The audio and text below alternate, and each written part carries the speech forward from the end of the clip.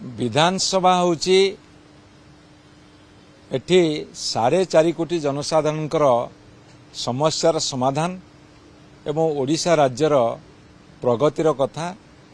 एवं ओडिशा एक समृद्धिशाली राज्य हम से विधायक मानकर सहित राज्य सरकार भूमिका थाए किंतु ए बजेट सेशन में गोटे कथा लक्ष्य रखिली जे सरकारी दलर सभ्य माने केवल गोटे कथा कही चलती 24 वर्ष किछि हेलानी 24 वर्ष किछि हेलानी आमे एमिति स्वप्न देखैछु स्वप्न देखिछु ताऊ करिवो सेइथिपे आज जेतले हमर अप्रोप्रिएशन बिल आनिछंती माननीय मुख्यमंत्री अर्थात आज फाइनान्स चाबिकाठी सरकार को देबे एवं सरकार ताको खर्च करिवे सेही परिप्रेक्षी में आलोचना रखिली जे 24 वर्ष भितरे कौन सबू ओडिशा प्रगति करिछि। प्रथम कथा होची जेतेबेले मान्यवर नवीन पट्टनायक नेतृत्व में ओडिशा को सरकार आसिला सेतेबेले ओडिशार बजेट थिला 11,000 कोटी ऋण थिला 18,000 कोटी एवं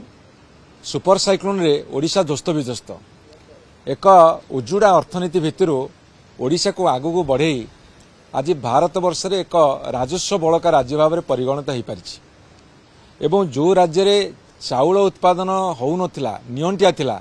से आज बलका उत्पादनकारी राज्य भाव में चतुर्थ बृहत्तम उत्पादनकारी राज्य भाव में परिगणित होइछि। एमिति समस्त डाटा दिया जाइछि। एठी जलसेचन जोड़ी 25 लाख हेक्टर होता 50 लाख हेक्टर जमी को जलसेचित करा जाइछि।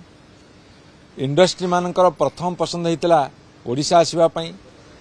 महिला सशक्तिकरण ठू आरंभ करी एवं सबु क्षेत्र में ओडिशा बहुत शिखर को जाइछि एवं सबुठारु बड़ कथा होछि जेतले अन्य राज्य माने तांकर बजेट रखुसंती बजेट परिमाण जहा तांकर ऋण परिमाण ताडू अधिका किंतु ओडिशा का व्यतिक्रम जेतले बजेट रखा हितला 2,55,000 कोटी टंकार सेतेबेले ऋण होची 96,000 कोटी अर्थात एटी ऋण बहुत कम। आज केंद्र सरकार ऋण कौन 48 लाख कोटी टंका बजेट रखिला बेले 48 लाख कोटी टंका बजेट रखिला बेले तांकर 185 लाख कोटी टंका होची ऋण। आमर इंफ्रास्ट्रक्चर तैयारी करबा हो भित्तिभूमिर विकास हो आसेट क्रिएट करिवारे हो सबु क्षेत्र ओडिशा एक आदर्श जगार पहुंची ओडिशा उदाहरण सृष्टि करिछि। ता साथीरे भारत सरकार हुंतु आंतर्जातिक संस्था माने हुंतु एवं अन्य संस्था माने हुंतु ओडिशा सरकार को नवीन पट्टनायक सरकार बहुत भूरी भूरी प्रशंसा करछंती आ से कथा को आलोचना न करी केवल किछि हेइनी तार माने कोन अछि आमे आज टार्गेट रखि दैछु जे 24 मसिया सुधा कौन हेइछि तार गोटे तथ्य रख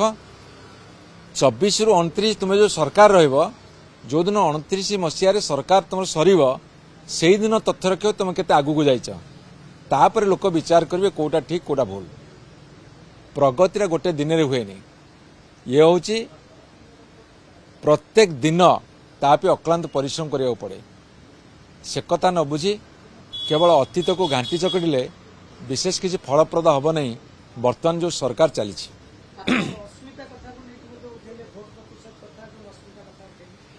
ओडिया अस्मितार कथारे मु केतोटी पॉइंट रखी गोटे कहूँ महानदी रो जो समस्या छत्तीसगढ़ साथी रे पोलाभरम जो समस्या आंध्र प्रदेश साथी रे वंशधार जो समस्या आंध्र साथी रे सुवर्णरेखार जो समस्या आमर झारखंड साथी रे एवं सबुठारु बड़ समस्या जो कोटिया आंध्र साथी रे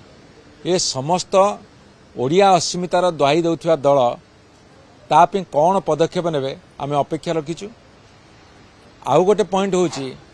जे से माने 78 एमएलए जीति 66 एमएलए हारी तेणुक जो 66 एमएलए हारी से ओडिया अस्मितार पराजय होती से माने 40% भोट पाई तांको विरुद्ध रे 60% भोट जाइए यह अर्थ 60% भोटर कौन ओडिया अस्मितार विरोधी तेणु ओडिया अस्मिता आम समस्त मन और हृदय समर्पित केवल ओडिया अस्मितार ठिका नहीं कि गोटे भूल कथा प्रचार करने ठीक नुहे।